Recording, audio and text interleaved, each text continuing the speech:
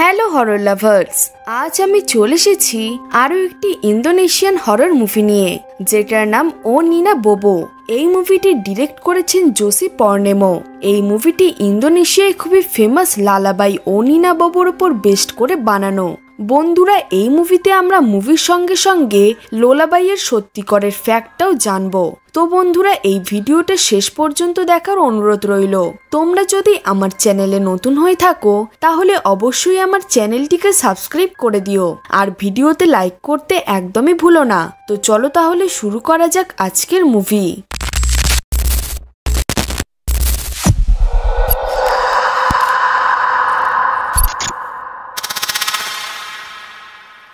এই মুভিটি শুরু হয় এক অন্ধকার রাত দেখিয়ে।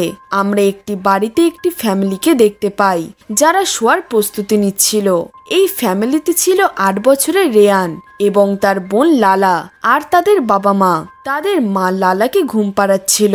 এরপর তাদের মা ভাবে যে রেয়ান হয়তো ঘুমিয়ে পড়েছে, কিন্তু আমরা দেখতে পাই সে ঘুমাতে ঘুমাতেও অনেক বিরক্তি ফিল করছিল। আর হঠাৎই রেয়ান ঘুম থেকে উঠে পড়ে। সে নিজের কাছে থাকা একটি জিনিস দেখে অনেক ভয় পেয়ে যায়। আর বন্ধুরা, আমরা রেয়ানের বিছানার কাছে একটি কালো ছায়াকে দাঁড়িয়ে থাকতে দেখতে পাই। রেয়ান এইসব দেখে নিজের শ্বাস বন্ধ করে সে তার মায়ের কাছে যায় এবং বলে যে আমার ভয় করছে আর আমার ঘরে কেউ একজন তো আছেই। এটা শুনে রেয়ানের মা তাড়াতাড়ি সেই ঘরটি চেক করতে যায়, কিন্তু রেয়ানের ঘর তো পুরো ফাঁকা ছিল। এরপর সে রেয়ানকে সেই ঘরেই শুয়ে দেয় আর সে রেয়ানের মাথায় হাত বোলাতে বোলাতে নিনা বোবো নামের একটি লোলাবাই গাইতে লাগে, যেটা শুনেই রেয়ান প্যানিক করতে লাগে। আর রেয়ান বলে যে এই গানটি করা বন্ধ করো, নয়তো সে চলে আসবে। তখনই আমরা সেই ঘরের দরজা সত্যি নিজে থেকে খুলে যেতে দেখতে পাই।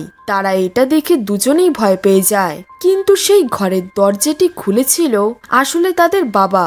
এরপর রিয়ানের মা বাবা দুজনেই একসাথে নিজের ছেলেকে ঘুম পাড়িয়ে নিজেরা শুতে চলে যায়। কিন্তু যখনই ঘর আবার ফাঁকা হয়ে যায় তখনই রিয়ান কিছু একটা শব্দ শুনতে পায়। সে নিজের শ্বাস বন্ধ করে চাদরের নিচে লুকিয়ে পড়ে। আর অন্যদিকে আমরা তখন রিয়ানের বাবা মায়ের ঘরে অলৌকিক ঘটনা ঘটতে দেখতে পাই। যখন তারা ঘুমাচ্ছিল তখন তাদের গায়ের চাদরটা কেউ টেনে নেয় আর তাদের উপরে কেউ হামলা করে দেয়। এইবার রিয়ান না, বরং তার বাবা মায়ের চিৎকারের শব্দে এই ঘরটি ভরে যায়। বন্ধুরা, এটা সেই কালো ছায়াটি ছিল যে এক এক করে রিয়ানের বাবা মাকে মেরে ফেলে, তাও আবার রিয়ানের চোখের সামনে। সেই ঘটনাটি হওয়ার পর আস্তে আস্তে 5টি বছর কেটে যায় আর আমরা টিনেজার রিয়ানকে দেখতে পাই যে একটি মেন্টাল ইনস্টিটিউটে অ্যাডমিট ছিল। সেই রাতের ঘটনার পর থেকে রিয়ান একদম বদলে গিয়েছিল। সে সবসময় ভয় ভয় থাকতো আর সে কারোর সাথে কথাও বলছিল না। সে বলতে গেলে একদম চুপচাপ হয়ে গিয়েছিল। আসলে সে সেই ট্রমা থেকে এখনো বেরিয়ে আসতে পারেনি। সে এখনো মাঝে মধ্যে অনেক ভয় পেয়ে যায়। সে পাগলের মতো বিহেভ করে মাঝে মধ্যে। না সে কাউকে বলেছে যে সেই রাতে তার ঘরে কি হয়েছিল, আর না কেউ সত্যিকারের ব্যাপারটি জানতে পেরেছে। শুধু সেই রাতে সেই ঘর থেকে রিয়ানের বাবা মা এবং বোনের লাশ পাওয়া গিয়েছিল। অনেক ডাক্তার চেষ্টা করেছে রিয়ানকে ঠিক করে তোলার, কিন্তু কেউই কিছু করতে পারে না। ফাইনালি সেখানে একজন সাইকোলজি স্টুডেন্ট আসে যার নাম ছিল কারিনা, যে পিটিএসডির উপর রিসার্চ করছিল। সে রিয়ানকে নিজের সাবজেক্ট চুজ করে আর সে শক থেরাপির সাহায্যে রিয়ানকে সুস্থ করে তুলবে বলে। সে আসলে রিয়ানের পাশটা ভোলাতে চাইছিল, যেটা থেকে রিয়ান পালাচ্ছে। কারিনার বিশ্বাস ছিল যে এটা করলে রিয়ান একদম ঠিক হয়ে যাবে। তার শুধু 1 মাস সময় লাগবে রিয়ানকে সুস্থ করে তোলার জন্য। কারিনার এরকম কনফিডেন্স দেখে তার প্রফেসর রাজি হয়ে যায়, কিন্তু তাকে রিয়ানকে ঠিক করে তোলার জন্য সময় দেওয়া হয় মাত্র 2 সপ্তাহ।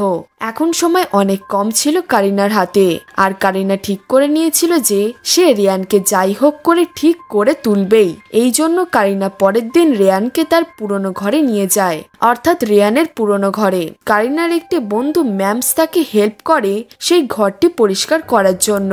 আর সেখানের যারা লোকাল লোকেরা ছিল তারা তাদেরকে 2nd ফ্লোরে যেতে বারণ করে দেয়, কারণ সেখানের লোকেদের মতে সেই ফ্লোরে আত্মা ছিল, কারণ রাতে নাকি সেই ফ্লোর থেকে অনেক অনেক শব্দ শোনা যায় আর রেয়ান নিজেও উপরে যেতে চাইছিল না। কারিনা জানতো যে রেয়ানের রুম উপরে, কিন্তু রেয়ান নিচের ঘরে থাকার জেদ করতে থাকে। আজ তাদের সেই ঘরে প্রথম দিন ছিল। কারিনা যেমনটা প্ল্যান করে এখানে এসেছিল তেমনই সে অ্যারেঞ্জ করতে লাগে। এরপর লিভিং রুমে রেয়ানের বাবার ফাইলগুলি পড়তে লাগে। তখনই উপর থেকে একটি কাগজের প্লেন উড়ে এসে নিচে আসে। যেমন বাচ্চারা নিয়ে খেলে তেমনই, কিন্তু এখন সেই প্লেনটি কে ফেললো? উপরে তো কেউই নেই। এরপর কারিনা ক্যামেরা অন করে রেয়ানের কাউন্সেলিং স্টার্ট করে। রেয়ান এত বছর পর নিজের ঘরে এসে খুবই আনকমফোর্টেবল ফিল করছিল। এরপর কারিনা রেয়ানকে গল্প শুনিয়ে তাকে হাসানোর চেষ্টা করে, কিন্তু যেহেতু প্রথম দিন ছিল এই জন্য কারিনা তাকে বেশি ফোর্স করে না। এখন কারিনার কাছে 13 দিন ছিল আর তার বিশ্বাস যে তার থিওরি নিশ্চয়ই কাজ করবে। রাতে কারিনা কিছুক্ষণ টিভি দেখার পর শুতে চলে যায়, কিন্তু তার ঘুম একদমই আসে না, কারণ বাইরে থেকে অনেকক্ষণ ধরে সে কিছু শব্দ শুনতে পাচ্ছিল, যেন কেউ লাফদড়ি খেলছে। এরপর কারিনা সেই শব্দটি ফলো করতে করতে উপরে আসে, কিন্তু সে উপরে কাউকেই দেখতে পায় না। বাট সেখানে একটি লাফদড়ি পড়েছিল, যেটা সে যাওয়ার পরেই কেউই টেনে নেয়। পরের দিন সকালে কারিনা আবারও রেয়ানকে ইন্টারোগেট করতে স্টার্ট করে দেয়, কিন্তু রেয়ান তখনই অদ্ভুত বিহেভ করতে লাগে।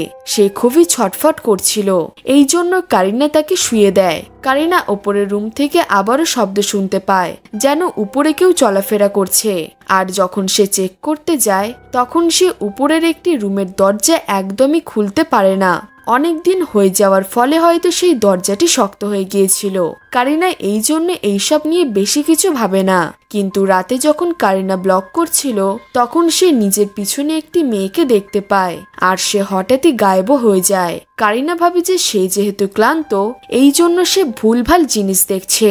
এরপর কারিনা রিয়ানকে ঘুম পাড়িয়ে নিজে শুতে চলে যায়, কিন্তু আবারও কারিনা ঘুমাতে পারে না, কারণ কেউ যেন তার দরজায় নক করছিল। যখন কারিনা চেক করতে যায় তখন রুমের বাইরে তো সে কাউকেই দেখতে পায় না, বাট ঘরের ভিতরে সে একটি ছোট্ট বাচ্চাকে দৌড়ে যেতে দেখতে পায়। এই ঘরে আসার পর থেকেই কিছু না কিছু অদ্ভুত জিনিস ঘটেই যাচ্ছিল, যেটা কারিনা দেখেও না দেখার ভান করছিল। যেমন সে ফাঁকা ঘরে কারোর হাঁটার শব্দ শুনতে পেত আর নিজে থেকে হুটহাট সব জিনিস পড়ে যাওয়া, এবং কারিনার সবসময় এমন ফিল হতো যেন যে তারা ছাড়াও এই ঘরে আরো অন্য কেউ আছে। এই সব কিছু সে আসলে নিজের কেসে ঢোকাতে চাইছিল না। কারিনাকে প্রতিদিন তার প্রফেসরকে রিপোর্ট দিতে হতো। সে তার প্রফেসরকে পজিটিভ ফ্যাক্টে বলে যে আমি যখন এই কেসটা করছি তখন এই ঘরে অনেক কিছু ঘটছে। কারিনা আরো একটি জিনিস নোটিস করেছে যে রেয়ান কখনো কখনো নিজের শ্বাস বন্ধ করে রাখে আর সে টাইমার অন করে এগুলো করত। সে এমনটি কেন করত সেটা কারিনা বুঝতেই পারছিল না। এর পরের দিন অর্থাৎ তৃতীয় দিন কারিনা সেই দরজাটি খুলতে যায় আর সে আবারও কারোর শব্দ শুনতে পাচ্ছিল। যখন কারিনা সেই ঘরের ভিতরে যায় তখন সে সেখানে একটি পুতুল দেখতে পায় যে একদম মানুষের মতো দাঁড়িয়েছিল। যখন কারিনা সেই পুতুলটি টাচ করে তখনই সেটা পড়ে যায়, যেটা দেখে কারিনা আবারও সেই পুতুলটিকে দাঁড় করাবার চেষ্টা করে, কিন্তু সেই পুতুলটি দাঁড়ায় না। তাহলে সেই পুতুলটি প্রথমে দাঁড়িয়ে কিভাবে ছিল? অন্যদিকে ঘরে রেয়ানকে পাওয়া যাচ্ছিল না। অনেক খোঁজার পর তাকে বাইরে পাওয়া যায়। এরপর কারিনা রেয়ানকে জিজ্ঞেস করে যে সে বাইরে কি করছে। তখন রেয়ান বলে যে সে লালার সাথে দেখা করতে গিয়েছিল। লালা অর্থাৎ তার বোন, যে আজ থেকে 5 বছর আগে সেই ঘটনায় সেই রাতে মারা গিয়েছিল। বন্ধুরা, তাহলে রেয়ান তার বোনের সাথে কিভাবে দেখা করতে পারে? কারিনা ভাবে যে রেয়ানের মাথায় নিশ্চয়ই সেই দিন ঘটে যাওয়া ঘটনাগুলো ব্লক হয়ে আছে। এই জন্যই হয়তো রেয়ান ভাবছিল যে তার ফ্যামিলির লোক বেঁচে আছে আর কারিনাকে রেয়ানের মেমোরি ফিরিয়ে আনতেই হবে। এই জন্য রেয়ানকে সত্যিটা মানতেই হবে, তাকে তার ভয়কে নিয়ন্ত্রণ করতে হবে। কিন্তু এখন তো সে হ্যালুসিনেটও করছিল। তাকে যেন কোনো একটি কথা খুবই বিরক্ত করছিল। সে রাতে ঠিকভাবে শুতেও পারতো না। বন্ধুরা, এটা রেয়ানের সত্যি মনের ভুল নাকি অন্য কিছু ব্যাপার আছে যেটা কারিনা ফিল করতে পারছিল না? কারণ আমরা সেই ঘরে একটি আত্মাকে ঘোরাফেরা করতে দেখতে পাই। কারিনা তো শুধু রিয়ানকে নিয়েই সিরিয়াস ছিল। কারিনা ভাবছিল যে রেয়ানের শুধু সাইকোলজিক্যাল প্রবলেম হয়েছে। এর পরের দিন অর্থাৎ চতুর্থ দিনে কারিনা ম্যামসকে বলে রেয়ানের ঘরে সিসিটিভি ক্যামেরা লাগিয়ে দিতে। অন্যদিকে আমরা রিয়ানকে দেখতে পাই যে হঠাৎই বাথরুমের জলে ডুবে যাচ্ছিল। বাথরুম থেকে বাইরে জল বেরিয়ে আসতে লাগে, যেটা দেখার পর কারিনা বাথরুমে যায় আর সেখানে গিয়ে সে তাড়াতাড়ি রিয়ানকে বাঁচিয়ে নেয়। না বাঁচালে যে কি হতো সেটা একমাত্র ভগবানই জানে। কারিনা ভাবে যে রিয়ান হয়তো এইসব চিন্তা করার ফলে এইসব করছে, কিন্তু আসলে সে নিজের শ্বাস চেপে রাখার প্র্যাকটিস করছিল। সেই দিন আবারও কারিনা রিয়ানকে ওপরে নিয়ে যাওয়ার চেষ্টা করে, কিন্তু রিয়ান এমনভাবে ভয় পায় যে যেন সে ভূত দেখে ফেলেছে। রিয়ানের এরকম অবস্থা দেখে কারিনা তার ফর্মাল ডক্টর আনভারের সাথে কন্ট্যাক্ট করার চেষ্টা করে, কিন্তু তাকে তার ফোনে পাওয়া যাচ্ছিল না। এর ফলে কথাও হয় না কারিনার সেই ডক্টরের সাথে। রাতে আবারও রিয়ান চিৎকার করতে থাকে। তাকে দেখে মনে হচ্ছিল যেন তার ভিতরে কোনো শয়তান ঢুকে পড়েছে, যেটা দেখতে কারিনা রিয়ানকে একটি ওষুধ দিয়ে ঘুম পাড়িয়ে দেয়। আর ঠিক তখনই সেখানেই কারেন্ট চলে যায়। আমরা ম্যামস ও কারিনার আশেপাশে রিয়ানের বাবা মায়ের আত্মাকে ঘুরতে দেখতে পাই, যে খুবই অদ্ভুতভাবে চারিদিকে ঘুরছিল। আর রিয়ানের মায়ের আত্মা তো আবার ম্যামসকে চাটিও মারে। কিছুক্ষণ পর কারেন্ট চলে আসে আর তারা দুজন শুতে চলে যায়, কিন্তু প্রতিদিনের মতোই রাতে আবার কারিনার ঘুম ভেঙে যায় সেই লাফদড়ির শব্দে। এইবার আমরা পরিষ্কার দেখতে পাই যে একটি ছোট্ট বাচ্চা লাফদড়ি খেলছিল কারিনার রুমে। এই বাচ্চাটি আসলে লালা ছিল, যে নিজের প্রিয় খেলনা নিয়ে খেলছিল। সেই রাতটি যেই হোক ভাবে কেটে যায়। এরপর আবারও কারিনা নিজের সেশনে লেগে যায়। সে রিয়ানকে হিপনোটাইজ করে তার মেমোরি ব্লকেজটা খোলার চেষ্টা করে, যেটার রেজাল্ট একদম ভয়ঙ্কর হয়। রিয়ান অদ্ভুতভাবে কাঁপতে লাগে, যেন সব আত্মা তার শরীরে ঢুকে গেছে। এটা দেখে কারিনার সত্যি টেনশন হতে লাগে। সে তার নিজের প্রফেসরকে মিথ্যে তো বলছিল যে রিয়ান ইমপ্রুভ করছে, কিন্তু আসলে তো রিয়ানের অবস্থা দিনে দিনে আরো খারাপ হয়ে যাচ্ছিল। এর মধ্যে আবার ম্যামস আত্মাদের নিয়ে কথা বলতে থাকে। সে বলে যে আমাদের মৃত্যু যেই জায়গায় হয় তারা সেই জায়গায় সারা জীবনের জন্য থাকে।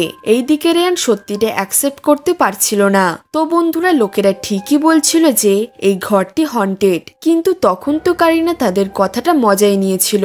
বাট এখন সে রাতে এই ঘরে লালার আত্মাকে দেখতে পায়। কারিনা যেহেতু সাইকোলজি স্টুডেন্ট ছিল, এই জন্য সে আত্মাদের বিশ্বাস করত না, কিন্তু এখন তার সিচুয়েশন এমন হয়ে গিয়েছিল যে রিয়েলিটি কোনটা এবং হ্যালুসিনেশন কোনটা, সেই দুটোর মধ্যে পার্থক্যই সে বুঝতে পারছিল না। প্রতিদিন রাতে সে লাফদড়ির শব্দ শুনতে পেত। এর সাথে রিয়ানের কেসটাতেও সে আস্তে আস্তে হাল ছেড়ে দিচ্ছিল, কারণ সে সব থিওরি ইউজ করে দেখে নিয়েছিল। রিয়ানের তো এইসবে কোনো বদলই হচ্ছিল না। দেখতে দেখতে এক সপ্তাহ কেটে যায়। কারিনা এতদিন ধরে রাতে ঠিকভাবে শুতেও পারছিল না। তার অবস্থা অনেক খারাপ হয়ে যাচ্ছিল। একদিন রাতে কারিনা সেকেন্ড ফ্লোরে সেই ঘরে সে কারোর একটি ছায়াকে দেখতে পায়, আর ভিতর থেকে সেই রুমটি একদম ভেঙে গিয়েছিল। সব জিনিস এইদিক ওইদিক অগোছালো হয়ে পড়েছিল, আর সেখানে থাকা টেবিলেও অনেক তাস ছড়িয়ে ছিটিয়ে পড়েছিল, যেটা ছোঁয়ার সঙ্গে সঙ্গেই কারিনার খুবই অদ্ভুত একটি ফিল হয়, যেন একটি হাওয়া তাকে মেরে চলে গেল। এর বেশি কিছুই না। পরের দিন রিয়ানের বাবার আত্মা আবার কারিনার উপর হামলা করে, আর রিয়ানের মায়ের আত্মা কারিনার উপর নজর রাখছিল। যখন কারিনা ঘরে শোয় তখনই তাকে কেউ উঠিয়ে ছুঁড়ে ফেলে দেয়, বাট এগুলো কারিনার কিছুই মনে থাকছিল না। সেই দিনই ডক্টর আনভার কারিনাকে ফোন করে আর তাকে একটি ব্যাপারে ওয়ার্ন করে যে সে যেন কখনো রিয়ানের সামনে ও নিনা বাবু লোলাবাই সংটা না গায়, কারণ তার মতে সে লক্ষ্য করেছিল যে যখনই এই গানটি রিয়ানের সামনে গাওয়া হয়েছে ততবারই রিয়ান প্যানিক করে উঠেছে। এটাও হতে পারে যে এই গানটি হয়তো রিয়ানের জন্য কোনো বিপদ। কারিনা এই ব্যাপারে সারাদিন ধরে ভাবতে লাগে। সে প্রতিদিন নতুন নতুন জিনিস ট্রাই করতো ঠিকই। সে ভাবতে লাগে যে রিয়ানকে হয়তো সেই গানটা গেয়েই সুস্থ করা যাবে, কারণ যখন সে প্যানিক করবে তখন তার ব্লকেজটা ঠিক করা যাবে। এই জন্য সেই দিন রাতে কারিনা সেই গানটি গিয়েই রিয়ানকে ঘুম পাড়াতে থাকে। রিয়ান অনেক আগেই ঘুমিয়ে পড়েছিল, আর বলতে গেলে রিয়ানের ঘুম খুব গভীর ছিল। সে একবার ঘুমিয়ে গেলে আর জাগে না। কারিনা এই ব্যাপারটা পজিটিভে নেয়। অন্যদিকে যে ম্যামস, সে নিজের কম্পিউটারে রিয়ানের উপর নজর রাখছিল। তখনই সে রিয়ানের কাছে একটি কালো ছায়াকে দাঁড়িয়ে থাকতে দেখতে পায়। সেই দৃশ্যটা একদম আজ থেকে 5 বছর আগের দৃশ্যের মতো ছিল। অন্যদিকে কারিনা নিজের বিছানায় লোলার আত্মাকে শুয়ে থাকতে দেখতে পায়। এর পরের দিন যখন রেয়ান ঘুম থেকে ওঠে তখন সে নিজের ঘরের মেঝেতে কিছু ব্লক এবং কাঠ পড়ে দেখতে পায়, যেটা দেখে সে অনেক বেশি ভয় পেয়ে যায়। আর এই প্রথম রেয়ান কারিনার সাথে দেখা করতে ওপরে যায়। আর এরপর সে কারিনাকে জিজ্ঞেস করে যে তুমি কি ওই গানটা গেয়েছিলে। কারিনা রেয়ানের এরম ওপরে আসা দেখে অনেক অবাক এবং অনেক খুশি হয়, কারণ এই প্রথম রেয়ান তার সাথে নিজে থেকে এসে কথা বলছে, তাও আবার উপরে এসে আর ভালোভাবে। শুধু একটা ব্যাপারেই কারিনার খটকা লাগছিল, যে রেয়ান জানলো কি করে যে সে সেই গানটা গেয়েছিল, কারণ রেয়ান তো ঘুমাচ্ছিল। সেই দিনই ম্যামস কারিনাকে জানায় যে আগের দিন রাতে সে রেয়ানের রুমে কি দেখেছিল, কিন্তু এইসব কথা কারিনা বিশ্বাস করে না। সে তো নিজের এক্সপেরিমেন্ট নিয়ে অনেক খুশি ছিল। কারিনার মুখে লোলাবাইয়ের গানের কথা শুনে ম্যামসের একটু সন্দেহ হয়। ম্যামস ভাবতে লাগে যে সেই গানে এমন কি আছে যেটা শুনে রেয়ান এত ভয় পেয়ে যায়। ম্যামস সেই দিন রাতেই ইন্টারনেটে এই গানটির ব্যাপারে সার্চ করে, আর সে জানতে পারে লোলাবাইয়ের পিছনে লোকানো সেই ডার্ক সিক্রেট। এই সব শুরু হয়েছিল 1871-এ। নিনা নামের একটি ছোট মেয়েকে ঘুম পাড়ানোর জন্য তার মা এই গানটা বানিয়েছিল। এই গানটির অর্থ হলো, ও নিনা তাড়াতাড়ি শুয়ে পড়ো, নয়তো মশা এসে যাবে। এটা একটি ফ্যাক্ট ছিল, কারণ তাদের ঘরে অনেক মশা ছিল। আর এটাও জানা যায় যে এই মশার কারণে ম্যালেরিয়া হয়ে 7 বছরের নিনা মারা যায়। আর নিনার মা তার মৃত্যুটা সহ্য করতে পারে না। সে প্রায় তার মেয়ের কান্নার শব্দ শুনতে পেত, যাকে চুপ করানোর জন্য সেই গানটি গাইতো। কিছুদিন পর নিনার মাও মারা যায়, আর সেই ফাঁকা ঘরে অনেক প্যারানর্মাল ঘটনা ঘটতে থাকে। আর প্রত্যেক দিন রাতে নিনার বাবা নিনার আত্মাকে দেখতে পেত, যে তার বাবাকে সেই লোলাবাই গান গাওয়ার জন্য ফোর্স করত। তার বাবা এইসব মানতে পারছিল না, আর তার মাথা আস্তে আস্তে খারাপ হয়ে যেতে লাগে। এর ফলে কিছুদিনের মধ্যে সেও মারা যায়। মানে সে যতদিন বেঁচে ছিল ততদিন সে সেই গানটি করে যেত। বলা হয় যে এই গানটি যারা গায় নিনা তাদের ঘরেই হামলা করে। ম্যামস এই সব কিছু কারিনাকে বলার জন্য ফোন করে, কিন্তু কারিনা কিছুই শুনতে চাইছিল না। সেকেন্ড ফ্লোর থেকে আবারও কিছু ভেঙে যাওয়ার শব্দ আসতে লাগে। এই জন্য কারিনা আবার সেকেন্ড ফ্লোরে চেক করতে যায়, কিন্তু তখনই রেয়ান তাকে নিচে ডেকে নেয়, সেখানে বিপদ আছে বলে। এই সবের মধ্যেও কারিনা রেয়ানের সুস্থতা দেখতে পাচ্ছিল, যেটা একটু সত্যিও ছিল। রেয়ান আগের থেকে এখন বেশি কমিউনিকেট করতে পারত। সে এখন বলতে গেলে সবকিছুই পারত। তার অজান্তেই এই ঘরে অনেক কিছু হচ্ছিল। রেয়ান অলমোস্ট প্রত্যেক দিন ঘুম থেকে ওঠার পর নিজের ঘরের জিনিসপত্র অগোছালো হয়ে পড়ে থাকতে দেখতে পাচ্ছিল, যেন কেউ রাগেতে সব জিনিস ভাঙাভাঙি করেছে। কারিনার এক্সপেরিমেন্ট কাজ করেছিল। রিয়ান নিজের সেই অ্যাক্সিডেন্ট থেকে বেরিয়ে আসতে পেরেছিল। এই জন্য তারা এবার ঘরে ফিরে যাওয়ার সিদ্ধান্ত নেয় সেখান থেকে। তাদের এই ঘরে আর মাত্র একদিন কাটাতে হবে, কাল তারা এই ঘর ছেড়ে চলে যাবে। এই জন্য কারিনা খুবই রিল্যাক্সড ফিল করছিল। সে রিয়ানকে শোয়াতে যায় আর একটি গান গায়। এইবারে রিয়ান কারিনাকে থামিয়ে দেয়। রিয়ান খুবই ভয়ের সাথে বলে যে এই গানটি করা বন্ধ করো, নয়তো সে চলে আসবে। এইবার কারিনা রিয়ানকে জোর করলে রিয়ান কারিনাকে সত্যিটাই প্রথমবার বলে। রিয়ান বলে যে আমি যখন ছোট ছিলাম তখন আমার মা এই গানটা গাইতো, আর যখন আমার মা ঘর থেকে বেরিয়ে যেত তখনই একটি কালো ছায়া আমার সাথে দেখা করতে আসতো প্রত্যেক দিন রাতে, আর আমাকে কাঠের বক্স নিয়ে খেলনা বানাতে বলতো। কিছুদিন আমি সেই ছায়াটির সাথে খেলাও করেছি, কিন্তু যখন আমি বোর হয়ে গিয়েছিলাম আমি আর সেই খেলাটি খেলতে চাইছিলাম না। এই জন্য সেই কালো ছায়াটি আমার ওপর অনেক রেগে গিয়েছিল। এই জন্য আমি আমার শ্বাস বন্ধ করে রাখছিলাম। আমি আসলে এরম করতাম কারণ আমি এরম করলে সেই আত্মাটি আমায় দেখতে পেত না। এই জন্যই তো এইসব কিছু আমি এতদিন ধরে প্র্যাকটিস করছি। তো বন্ধুরা, এবার নিশ্চয়ই তোমরা বুঝতে পারছো যে রিয়ান কেন শ্বাস বন্ধ করার প্র্যাকটিস করতো, আর এই জিনিসটা সে এখনো করতো। এরম ভাবেই অনেক দিন যেতে লাগে। প্রত্যেক দিন সেই ছায়াটি আসতো আর রিয়ানকে খুঁজে না পেয়ে চলে যেত। কিন্তু একদিন সে অনেক রেগে যায় আর রাগে পাগল হয়ে গিয়ে সবাইকে মেরে ফেলে। রিয়ান ভয় পাচ্ছিল যে এখন যেন এরম কিছু না হয়, কারণ এইসবে যেগুলো রিয়ান বলছিল সেটা কোনো কাহিনী নয়, বরং এটা সত্যি ঘটনা ছিল। কারিনা ভাবছিল যে রিয়ানের হয়তো এইসব কিছু কল্পনা। এই জন্য সে তাকে বোঝাতে লাগে যে এমন কিছুই হবে না। কিন্তু তখনই সেখানে সেই ছায়াটি চলে আসে, তাও আবার আবার কারিনার চোখের সামনে। সেই ছায়াটি কারিনাকে তুলে ফেলে দেয়। ভয়তে কারিনার অবস্থা তো খারাপ হয়ে গিয়েছিল।